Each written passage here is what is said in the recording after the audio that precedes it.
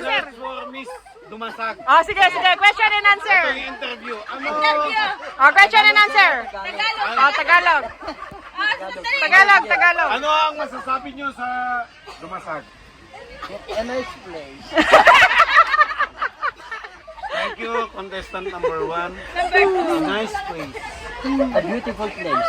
A beautiful place. Pagas na, sir.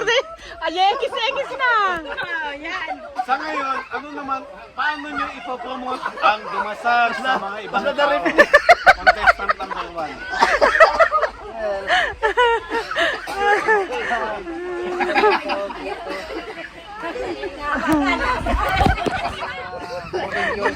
For kids. For adults.